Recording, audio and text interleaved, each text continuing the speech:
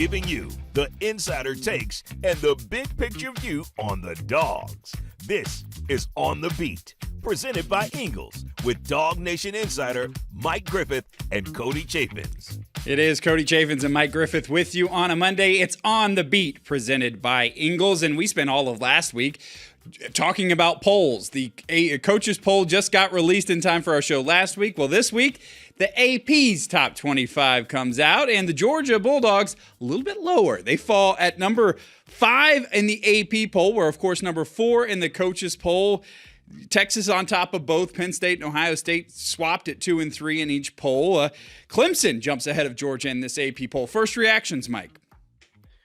Well, I mean, still in the top 5, the streak now, Cody, this is 8 straight years where the Bulldogs have started in the top 5. And it's amazing when you consider that Vince Dooley never had a top 5 preseason team. So in terms of creating expectations and delivering on the back end, nobody's really matched Georgia. Only other team that's in that conversation is Ohio State. They're the other team that's been in the top 5 for 8 straight years or more. This is Texas's first time at number 1 ever in an AP top 25 poll. So that's kind of an interesting note. But, Texas, Penn State kind of new to the party. Clemson's interesting. It wasn't that long ago Georgia was beating the Tigers 34 to, was it 6? Or was it 34 to 3? I can't remember if they got a second field goal or not. It was such a rout in the second half last year. But, it's not a bad thing in the sense of, last 2 years, Georgia was number 1. There was nowhere to go but down. But now, my goodness, what a bunch of disrespect. They're all the way down to number 5, Cody. And they'll be moving up. You look at the first week matchups. You got 2 top 10 matchups there with Ohio State and Texas, of course, kicking off the season. The Battle of the Tigers, LSU, and Clemson. So somebody's going to be moving around somewhere around Georgia after that. If you want a ton of poll talk, we did all of that last week. Feel free to click on it on our DawgNation YouTube page. But I will ask you here, kind of again, Georgia with playing so many of those teams in the top 25, they'll have to face off against so many of those teams. You feel right about the Dogs being right where they are?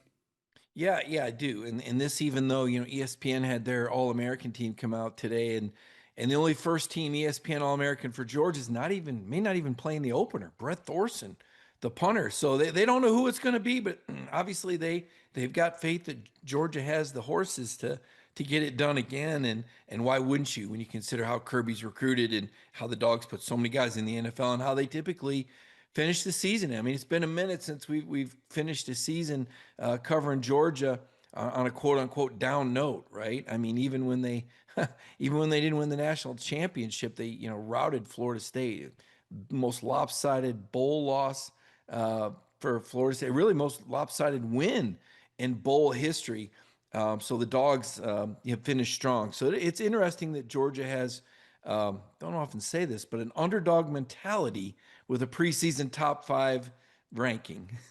Yeah, it's hard to believe, but you know what? Dog fans will take any chip on the shoulder that they can get right and run with it. You better believe Kirby Smart will be using some of it for some fodder in the locker room as well. We got a lot to get to as we are now just a couple of weeks away from game week for Georgia, and this team's really starting to shape up. We saw the first scrimmage of the fall come up last Saturday, and Mike's got some details on that. We're going to hit that a little bit. We're also going to talk about what could be the floor for this Georgia team.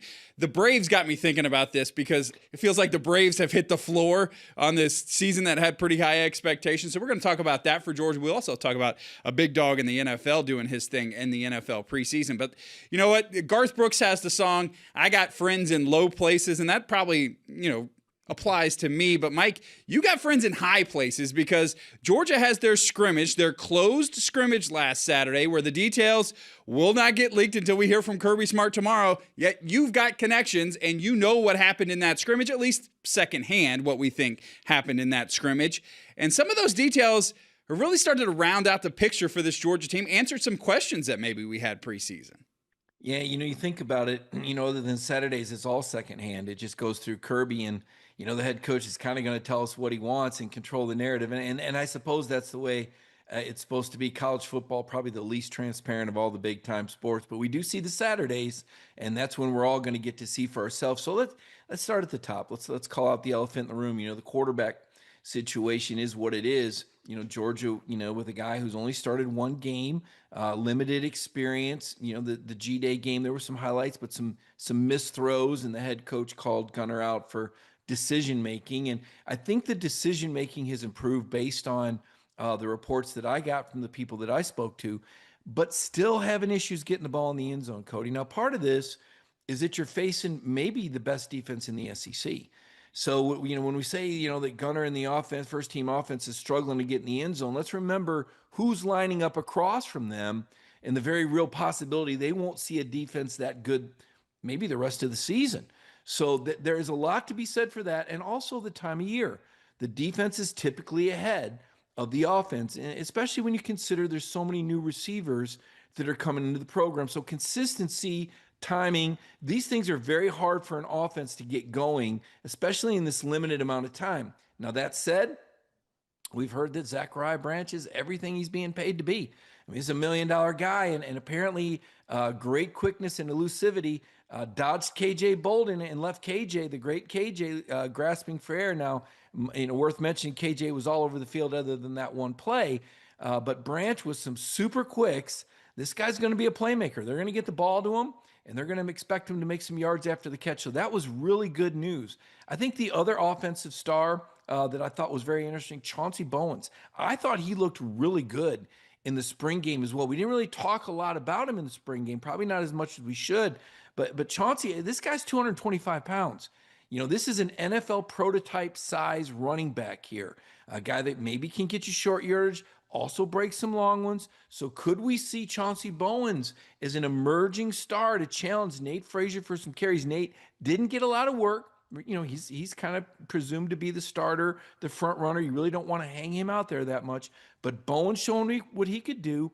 And a really familiar name, I know this is going to make Georgia fans happy, Rod Robinson back in the mix. We had big expectations last year, and he had that injury, but apparently he's back, and he had a really nice run in the scrimmage. So hearing those names flash in the backfield, Noah Thomas with a touchdown catch, albeit from Ryan Puglisi. We'll talk about Ryan. They say he's got some big-time arm talent, made some really nice off-platform throws, and look, it's not a beauty contest, all right? You got to be able to run the offense. You got to know the offense. You got to have the poise, the experience. Puglisi doesn't have that. Gunner does.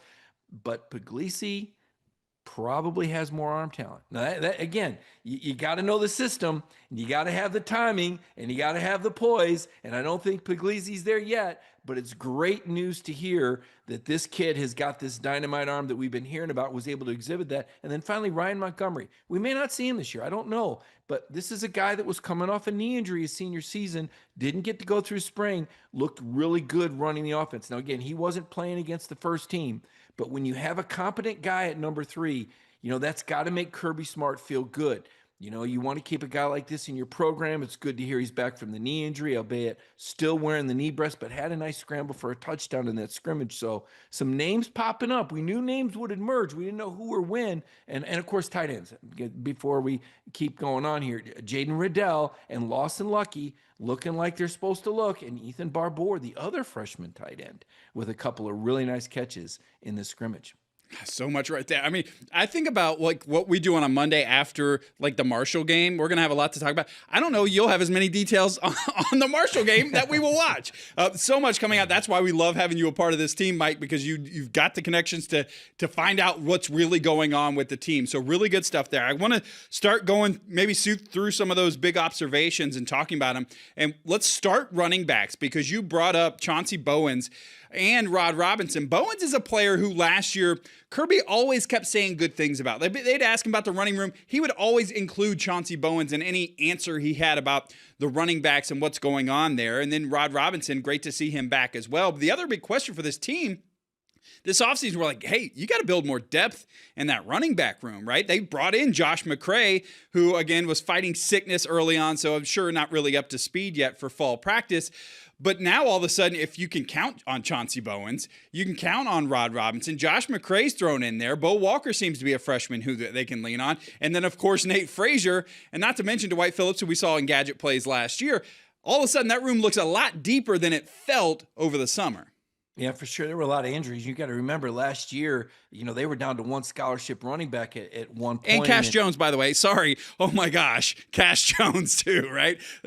My apologies. Yeah, Cash really came up with some clutch plays. I mean, I think he's kind of the Lad McConkey guy. Who knows? Maybe Kesh will break. Kind of an undersized, underappreciated guy. I'm not saying he's going to have McConkey's success, but it's nice to have an explosive element that can catch the ball out of the backfield like that. And as for Bo Walker, the report on him just never really had a lot of room to run when he was in there. Not like he had a bad scrimmage or anything, but you got to have some holes to operate in. And then the transfer, whether it's illness or could it be conditioning? I don't know. He's not used to this Georgia heat. Is a big 245-pound back. They said he was in the end zone, doing some sort of conditioning drill. So maybe he's coming off the illness, maybe getting a little used to that, Georgia conditioning heat. We'll see where that goes. But it sounds like Rod Robinson doesn't want to give that Illinois transfer much room to breathe. A lot of competition back there, Cody. Yeah, that's really good to hear, too, because, it's going to bring out the best in everybody. And Rod Robinson was a guy, spring practice, 2024 spring practice, and you're touting the praises all summer. Little did we know, I believe it was a turf toe last year that just kept him out. He did play finally at the end of the season against Georgia Tech, a little bit in the SEC championship game. But to have him as that battering ram we expected last year in short-yardage situations could be huge.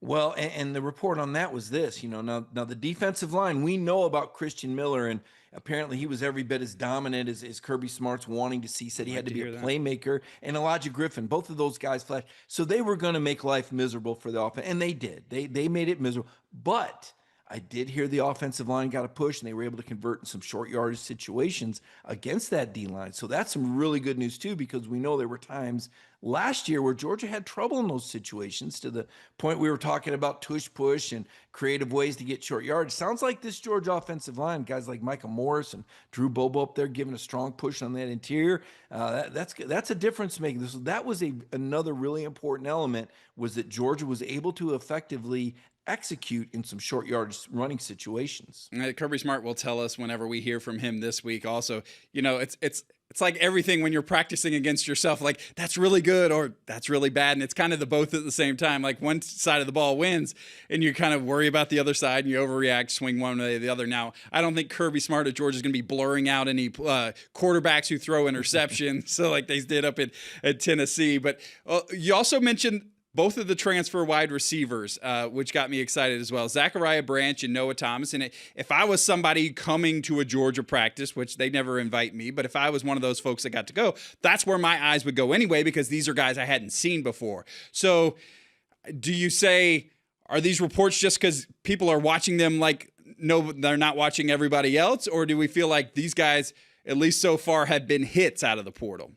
Well, they made big plays. Noah at 6'5", we think about him going up and high pointing the ball, but actually the touchdown catch he made, apparently kind of a sliding catch, ended up in the hedges. Took him a little while to pull him out of the hedges, they said. So that was, and good coverage on that too, and a really nice throw by Puglisi. So it's good to know that the guy has the versatility to make those sort of catches, as well as high point the ball and get that 50-50 fade. Gunner throws a really nice fade. I have no doubt that that'll be a connection this year. But again, the slow start, we heard there was a little bit of a slow start again.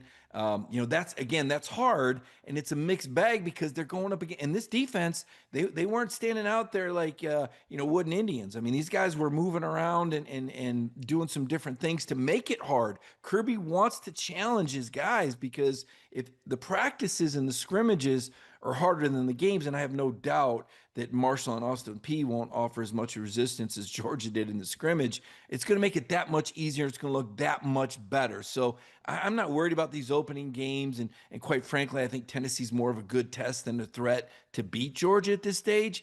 But that Alabama game looms large, and that's what Kirby's getting these guys ready for. I'm not saying he's preparing for Alabama, but I'm saying for those sort of games where there's as much talent or close to as much talent on the other side of the ball, whether we're talking about Alabama or Texas, or those difficult road games like Tennessee, although I don't know that Tennessee's offense poses as much a threat, at Auburn, another team, potentially a dangerous opponent.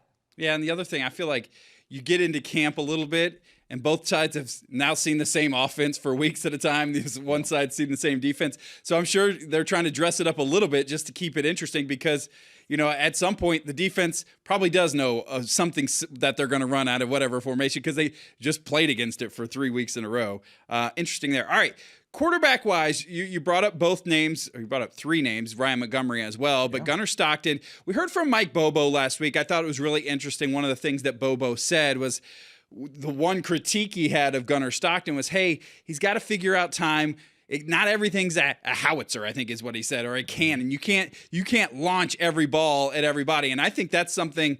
I think back to like when Matthew Stafford got here and his incredible arm strength, and you got to learn a little touch every now and then. You can't blow it through somebody's hands on every throw. That was his one thing to say about Gunnar Stockton. So interesting to hear, about Gunnar a little bit in this scrimmage, and that's something he's working in there, is kind of layering in balls a little bit. Can I throw it over somebody, or can I, have a little touch on a pass?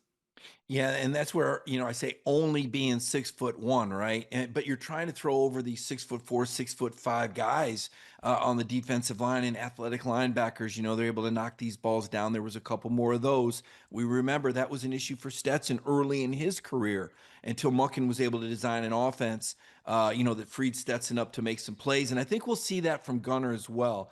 It's harder for the shorter quarterbacks to throw out of the pocket amongst those giants, right? We above can see everybody open because we're looking at it, from 10,000 feet. But when you're at field level and you got a bunch of 6'5" and 6'6" guys blocking for you, you don't always see those receivers. You're relying on that timing and that snapshot window that you get in knowing where guys are supposed to be, right? Completing passes in the dark, so to speak. Very difficult to do. That's why I think you're going to see a lot of rollouts and moving pockets to create a little space, help Gunnar out with the field vision, buy a little time, and then also that gives him the option to run the ball. And that is also something that he was able to do in the scrimmages, use his legs effectively. Now, I don't think you're going to see any 60-yard runs out of Gunnar Stockton, but hey, if he can get 8, 12, 15 yards and pick it up when it's there, that's important. The young quarterback Montgomery did that on a scramble for a touchdown. So that is a quarterback skill. It's a trait. It's something that's often innate. Gunnar does have a tendency to want to run it, maybe a little bit more than he should. I know that's something Gunnar talked about, knowing what he can do and what he can't do. So that sort of decision-making is going to be important. And then the other thing, Cody, really hard to test this now because quarterbacks aren't live. They don't get hit per se, but that release. His release, he doesn't have the fastest release. A little spoiled by Carson Beck and those NFL arm talents. Carson with a quick release. Gunnar doesn't have that quick release, a little bit more of a windup. So I know this is something he's been working on, but until we see him live under fire at Rocky Top, more than likely, Tennessee has a pretty good defense. That's where we're going to find out about the quick release. And that's important for what Kirby Smart told us, that he wants him to avoid the quote-unquote catastrophic play. And we all remember that play at the end of the first half, near the end of the first half against Notre Dame, that set the Irish up for a touchdown. Yeah, and I think back to interception thrown against Texas, too, in that second half. So it was not perfect in those plays by far. When you talk about Gunnar Stockton, the other thing that comes to my mind was something Jake Fromm said on DawgNation Daily, I think a couple weeks ago. He talked about how much they let Gunnar run will show you how much confidence they have in Ryan Puglisi. Right? Yeah. Like how much, because we've seen Gunnar is the kind of guy to put his shoulder down, and he's not going to slide. He's going to try and get every yard he can. How much they let him do that may tell us how good they feel about Ryan Puglisi. And it sounds like the reports of Puglisi were very good from the first scrimmage, which can be good things for Gunnar, because that means maybe they'll give him a little more freedom if they're confident the guy coming in, if he gets hurt or gets his helmet knocked off or whatever it is, can go out there and make plays. Well, a couple things there. One, Gunnar is going to have to learn to slide. I mean, he understands that. You're not going to be able to run people. I mean, even the great Tim Tebow found himself injured at some point, and what a physical specimen he was, running the football for Florida is a, kind of a dual threat quarterback. Gunnar's not him. He gives up about 30 pounds to Tebow in 2 or 3 inches. So he does have to learn to slide. There's nothing macho about just being smart and protecting your body. And two, yes, Puglisi has great arm talent and obviously has looked better than he did in the spring. But from a consistency standpoint, and the ability to run the entire offense and get through progressions. Again, Puglisi has come a long way, but he's not where Gunnar is in terms of the knowledge of the offense or the ability to manage the offense yet. So still quite raw. Remember, this guy didn't go through the first spring. So this was his first spring, this spring, and, he's making progress. It is good to know. It's important to know. We know there's a lot of attrition at this position in the SEC. These guys take some hits. So that could end up being very important. I mean, thank goodness for Stetson Bennett when you think about how he got his start. As the third stringer going into the season, an injury to JT and a bad week of practice from Carson, and suddenly, it's the Stetson Bennett show and back-to-back titles. So having that quarterback depth is paramount on a team like Georgia, where you just I feel like, Cody, based on what I've heard, everything else is in place. It's all coming together. The defensive line, with, Elijah Griffin, what a surprise that a freshman can have this sort of impact, but he's doing it. He's getting it done. And Christian Miller can rise up to be this disruptor and this playmaker, and the defensive interior line depth is coming around. Another really important note, Chris Cole. Now, Chris Cole, we know, is a freakish athlete. We know that many teammates have said he's the best athlete on the team. I thought it interesting last week when Glenn Schumann said he's gained some weight and we're going to play him a little bit there on there. That could be, remember, we've been talking about looking for that. Who's going to be that? Could it be Chris Cole? When this guy hits you, you go in a different direction. They all are sound tacklers, but this guy sends you into next week. This is a special player, and I think the development of Chris Cole, how they use him, where they use him, to me, this is going to be one of the biggest storylines that unfolds for the Georgia Bulldogs this season. Yeah, it was one of those things that Glenn Schumann was straight up asked, how do you get all these guys on the field? And it seems like they're going to have some kind of plan ready for Chris Cole to do that as well. I will say one thing. Again, because we're all looking for anything we can get out of these scrimmages, going through some of the pictures, and Gunnar Stockton with the blue Guardian cap means he's got the fire, passion, and energy, right? That's something they give out to different guys. I did like seeing him in the blue, which means that leadership quality is something that's moving on with him. Mike, as we get through, so I think of like the NFL preseason where, again, hardly anybody plays anymore, but, you're going to get progressively closer to real games. As Georgia goes through these scrimmages, do we feel like we'll see more or hear more about the starters and maybe less about, we'll hear more about Nate Frazier and less about Chauncey Bowens? Or how do we feel like this is going to progress? Yeah, I don't think so. I think that, a lot of this for the outside players that transferred in, they got to prove it to their teammates. I don't think you would have put Branch out there if he wasn't a transfer, right? But he's a new guy. Let's see what you got. Show everybody what you got. Take your in-season. I think most of this sort of work that these starters are going to get are going to be in controlled scrimmages and in practice situations. Talking to, different former Dogs in the NFL and their families, not a lot of hitting going on. You got to protect these guys. And now when we look at college football being a 15-game season, you got to have these guys at the finish line. So you really got to protect them, protect the mileage on them. We heard Kirby Smart talk about the offseason conditioning program, how they changed that up a little bit, took them off their feet a little bit more. I think it's helped Georgia, much to Kirby's chagrin. It hasn't been 110 degrees every day. He likes to test those guys, but it's been a little bit cooler. That's enabled Georgia to get more work done, more quality reps. That's the flip side of it. You want that toughness and that ability to power through those hot workouts. But the flip side is that in this cooler weather, Georgia's had more quality repetitions. And that may be why as many plays were made that were made in that scrimmage. So, no, I don't expect, Branch to be out there running a whole lot of more live routes. If Chauncey Bowens has proven what he's proven, I don't think you want to dangle him out there either. So, I think most of that type of scrimmage work now is going to be controlled. Maybe what they call these bump scrimmages. They're not really going to take each other to the ground. I think this was the one where they kind of aired it out, saw what they needed to see from a physicality standpoint. Now you got to be careful, start molding these guys up. Look, you got 2 practice games. That's the other thing. Maybe if you were opening against Clemson or something like that, maybe there'd be a little bit more football. But now, you got Marshall's going to be out there, and Marshall and Austin P. They're going to be the assigned tackling dummies the first 2 weeks of the season. And you saw Zachariah Branch in the video, if you're watching on video, with the blue cap as well. So again, it reminds me of, like you said last week, the other guy who came in as a transfer with number 1 last year, who Kirby said came in as a leader. That sounds like that could be something that Zachariah Branch brings to the team as well.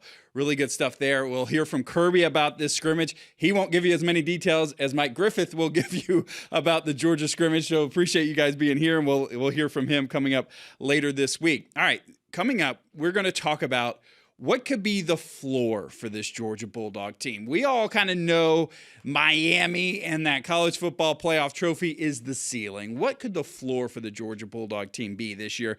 We're going to talk about that. We're also going to talk about Stetson Bennett's huge day and how he credited Georgia for what he's been able to do. We will talk about that coming up in just a little bit. But for now, this is On the Beat, presented by Ingalls.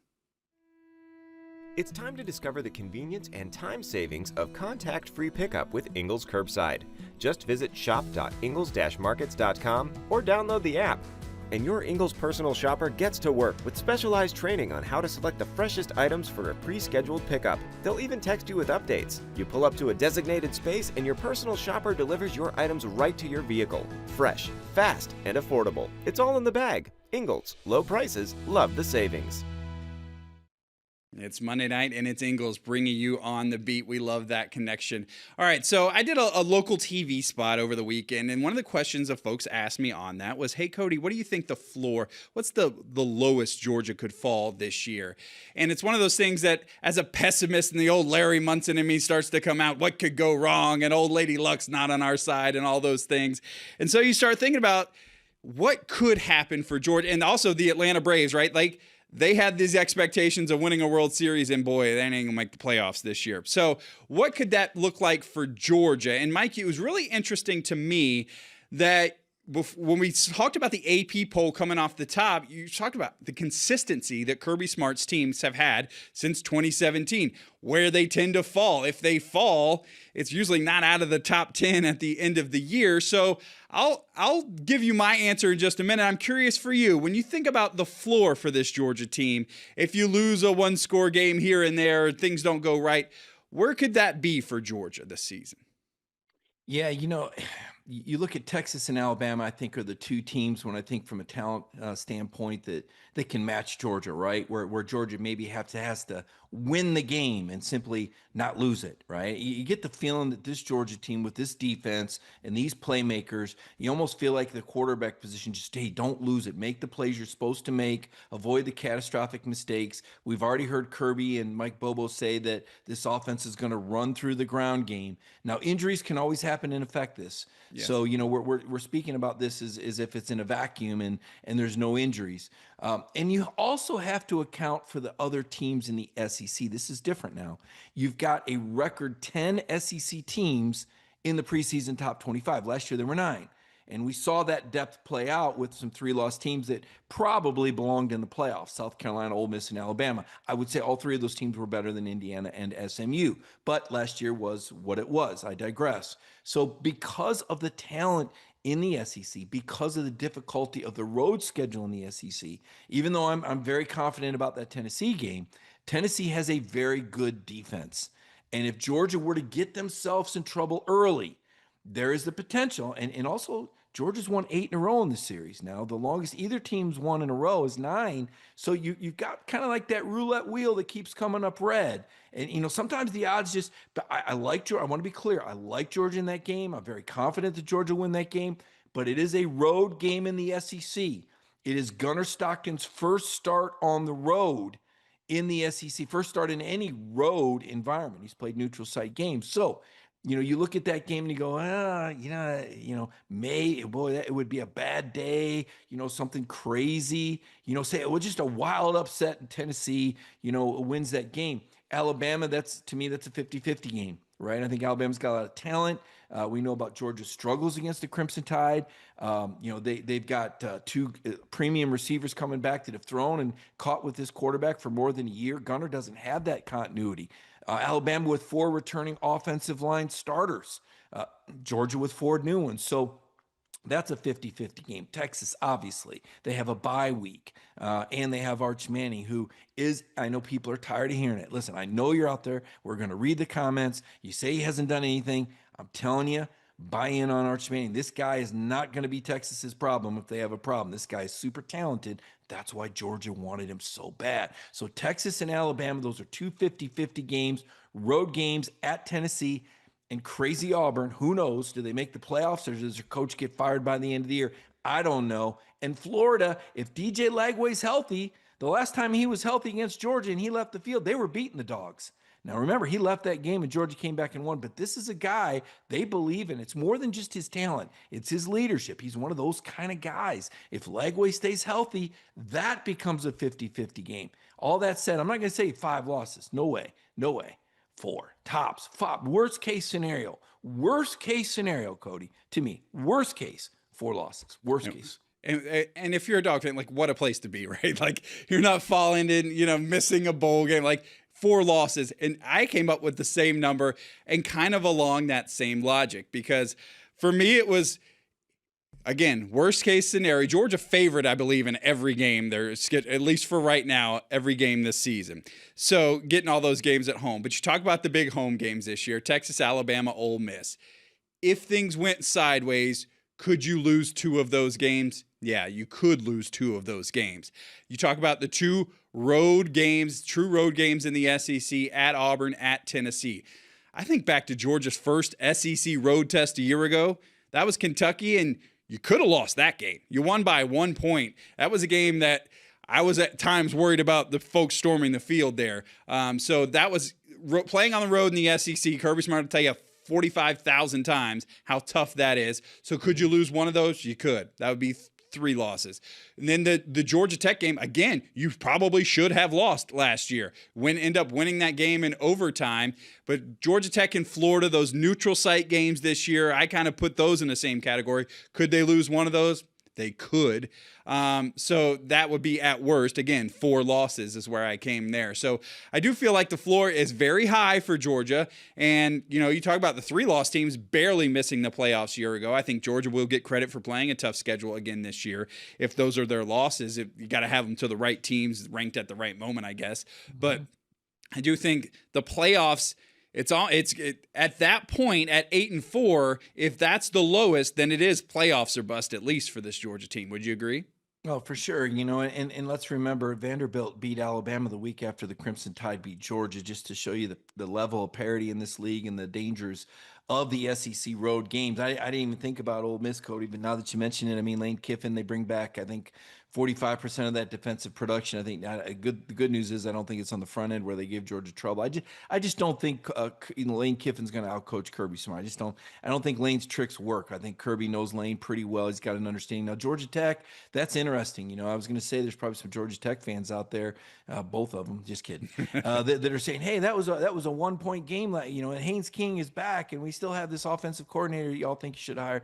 But look, to me that was an awakening for Georgia. Like, oh my gosh, yeah, we got to take these guys serious. I don't see Tech playing Georgia that close again. But again, Brett Key, 365 days he thinks about this game, and that's the mentality you've got to have to win these rivalry games. Tech has the right mentality. I just don't think they have the talent. I think it was a really bad move. They'll take some money. They're going to take some money for playing in Mercedes-Benz. But to me, that really helps Georgia a lot. They'd have been much better off keeping that game outside and potential sloppy weather, cold weather. You're playing inside. It's like a second home for Georgia. My goodness, they've been to the SEC championship game or played neutral sites there, 10, 11, 12, 13 years. I mean, that's like a home away from home for the Dogs. So a bit bad, doesn't help the team. Like I said, helps their pocketbooks, maybe, buy a few more players. But that doesn't help Georgia Tech. So I don't see Tech being close. And then for Kentucky, I kind of explained that away. Look, I know that Vandegrift, didn't have an illustrious career, and I know the transfer didn't work out for him. But remember, he was running ahead of Gunnar Stockton on the depth chart. That guy did have some ability. He did have some playmaking ability. He was a very good leader. He did know the Georgia team well, as did Jamon Dumas-Johnson. Now you've taken those 2 dogs out of that Kentucky lineup, and I just don't think it's the same. Right, I think those 2 guys really gave the Wildcats a big winning edge, and they played Georgia early enough in the season where they were still fresh and their lack of depth hadn't kicked in. This year they play him later. Don't think it's going to happen. I think that coach is on his way out the door when they can get the buyout money or he gets another job. To get Kentucky, just a bad divorce happening down the road in the neighborhood. Sooner or later, you're going to see that for sale sign up in the yard, right? And as for Tech, they just don't have the horses this year. Did you see the prices for this Georgia Tech game? They're like $130 to be up in the corner of the end zone, the 300s at the top of Mercedes-Benz Stadium.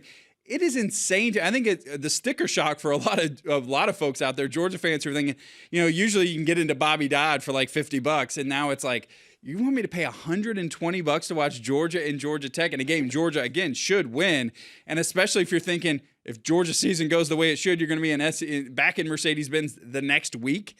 It just That's Cody. That's a bargain this year. Have you seen the Alabama and Texas prices and Ole Miss price? 4, 5, 6, 7. Yeah. You're going to be paying $1,000 get in on Texas if these teams do what we think they're supposed to do, or if Bama routes Florida State and takes care of business there against Wisconsin. Those Crimson Tide fans, they're going to come try to get a piece of those hedges. These ticket prices, it's amazing. The demand is so high, but it's Georgia's consistency. John Gruden recently gave a speech to the team and said, everybody's dream is to come between the hedges and beat the Bulldogs. You need to be their nightmare.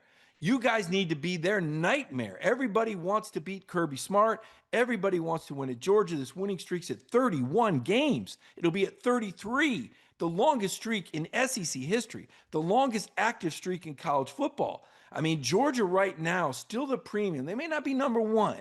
They don't have that number one in the ranking. But this, make no mistake about it, Kirby Smart and Georgia football are still the premium in collegiate football. And John Gruden, I know he's gone around to different schools and he's opened all these other boxes. I do like him being at Georgia. When he opened the Georgia box, it felt like he had some, this is a viral clip that came out probably in the spring where Georgia sent him a bunch of gear and he seemed to know all the players. And then he shows up at Georgia giving speeches. And I know he probably does that for a lot of other teams. I just like it when he's out there talking to the Georgia players and I get something out of it. He's a guy that'll fire you up. Yeah, he personalizes everything. I mean, this is a Super Bowl winning coach, hell of a coach, and he understands it. So that's why I said I think he personalizes the messages to each team. I think he understands what Kirby Smart wants to get out of these guys. You heard Gruden talking about fire, passion, and energy, and how that fit in with his coaching.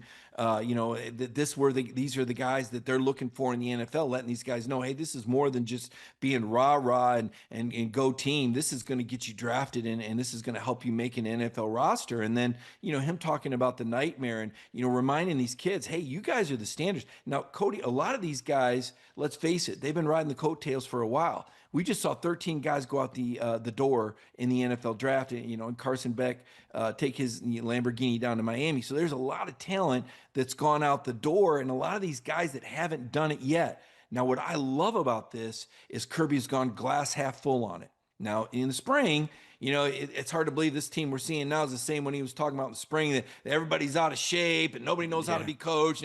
Something's happened between that first speech of the spring and right now, to the point where I've changed my pick. I remember Brandon Adams had me on in the middle of summer and he had a kind of a gotcha moment for me on the over-under. I think maybe under, now that I've seen the team, hey, rewind, delete. No, I don't think they're gonna lose more than 2 games but I hadn't seen the team, and I was basing it on what Kirby said and what I saw in the spring game. The guys that I see getting off the bus now, I mean, this team, like I said, they ought to call them the Justice League. They all look like superheroes. Every one of these guys is cut. Big, strong, fast. The guys that have needed to come to fruition, right? Chris Cole, what are you going to do with him? Well, they found an answer. Branch, is he going to live up to this? Is he going to be worth his price? Yes, he is.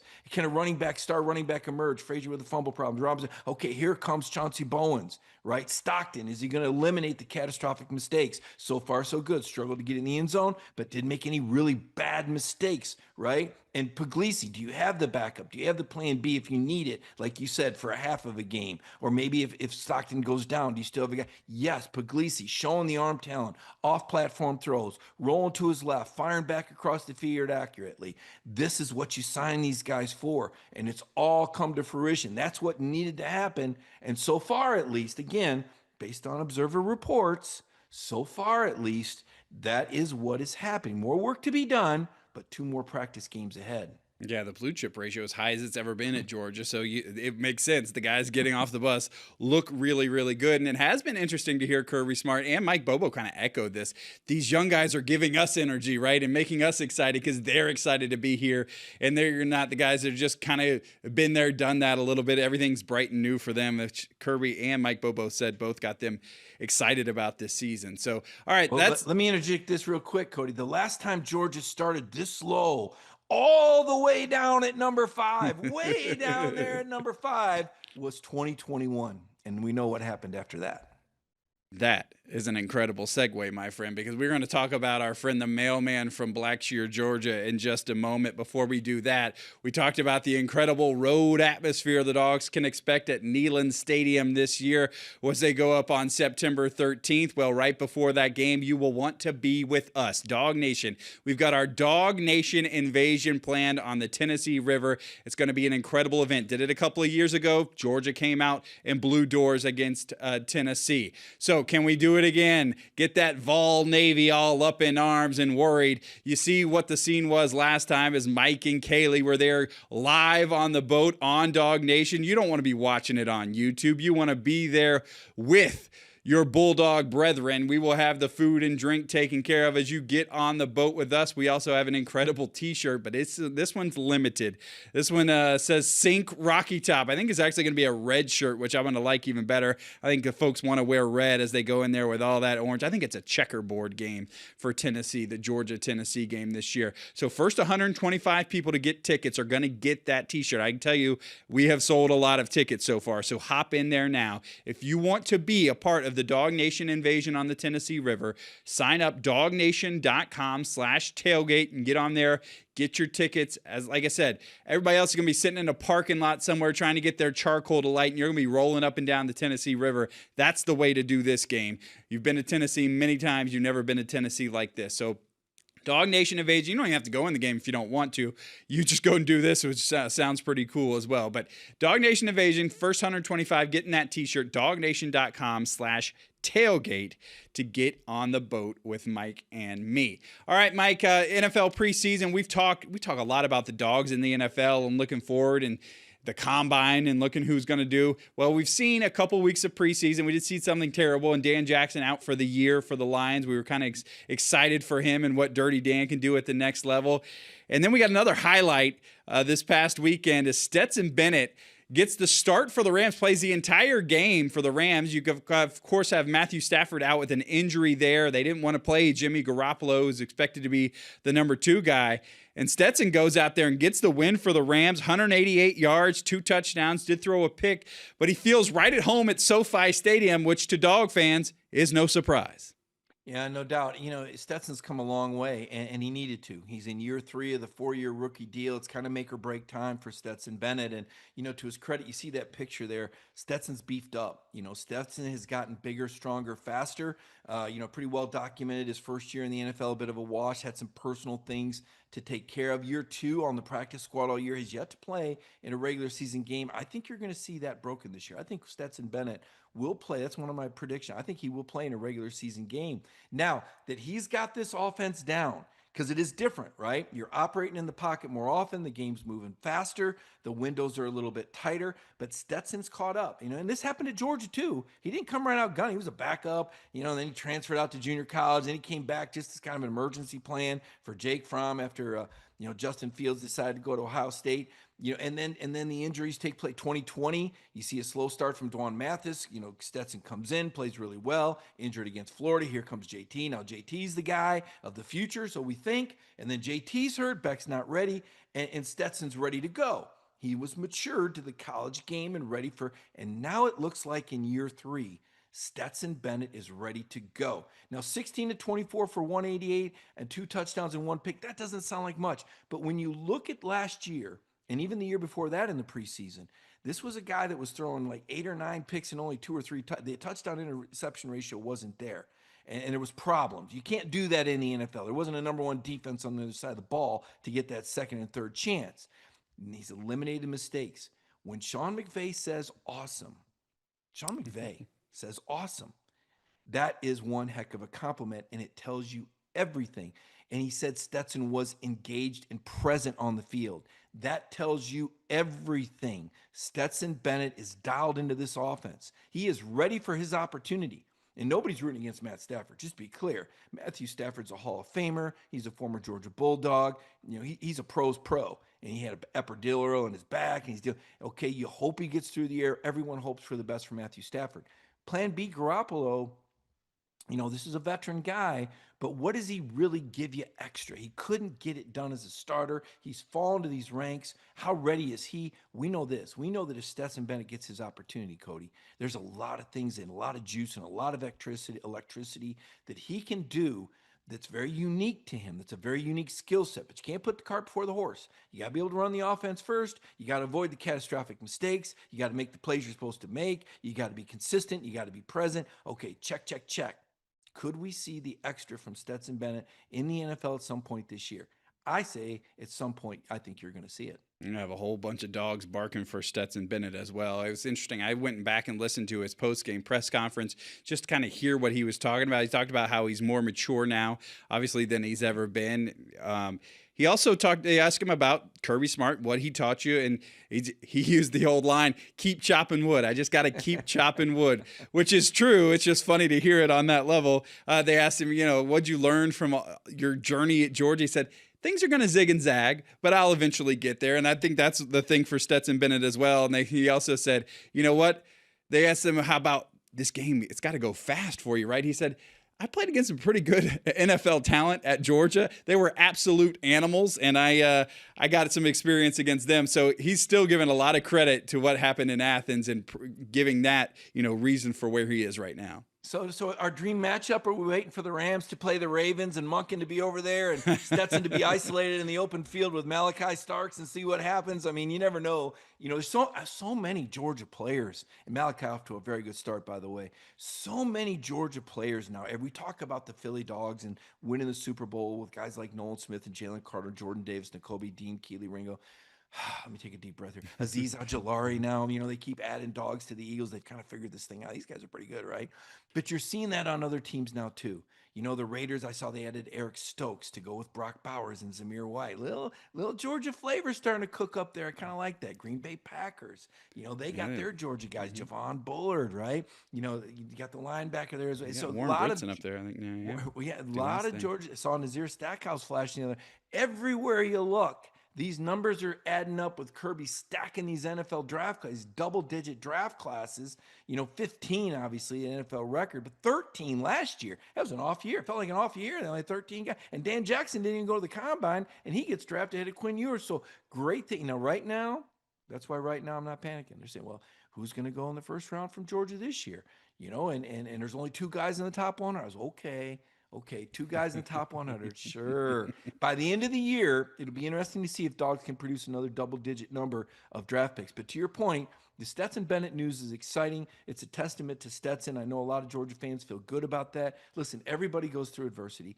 Everybody goes through tough times. When you're the quarterback, there's a magnifying glass, and it hasn't shined brighter than anyone than Stetson Bennett. So it's great to see him work through his adversity and reach this top shelf level of play that we all felt like he could reach in the NFL once he got himself on the rails. He's with the right program. He's got the right coaches around him.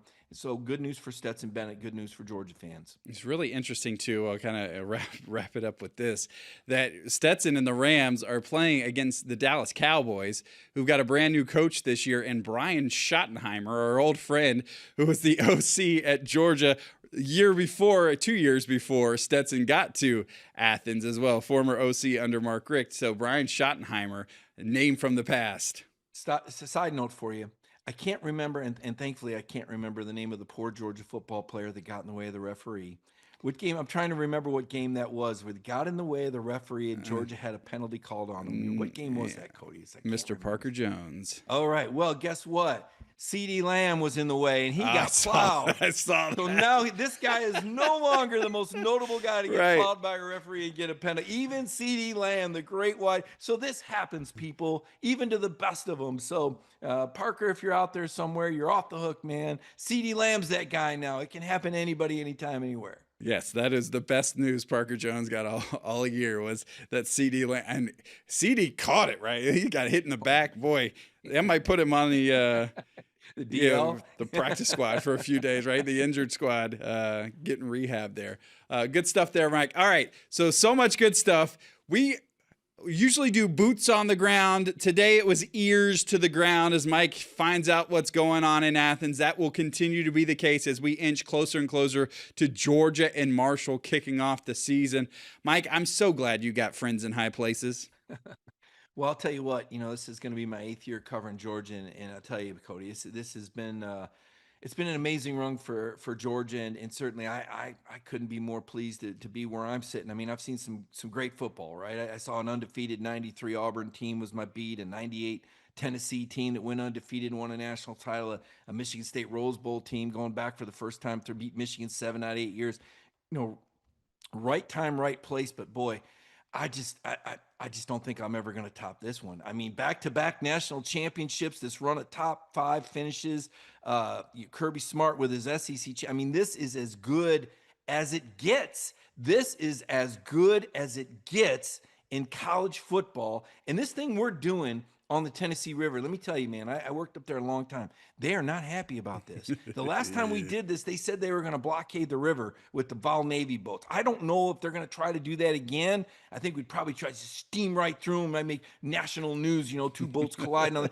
But with these Georgia fans, I'm telling you, it was so much fun. It was so live and so energetic and so unique to tailgate like that, going up and down the river. Beautiful time of year. Tennessee's got some fall colors. They start breaking a little early on the banks. If you haven't seen it, it is a great game day setting. You may not like Neyland Stadium, but the game day setting is pretty elaborate. It's pretty nice. And to do it this way, I guarantee you, lifetime of a memory of a lifetime. DawgNation.com/tailgate to jump in on that. All right, that's going to do it for On the Beat presented by Ingles this week. We'll be back next week with more info on the Dogs.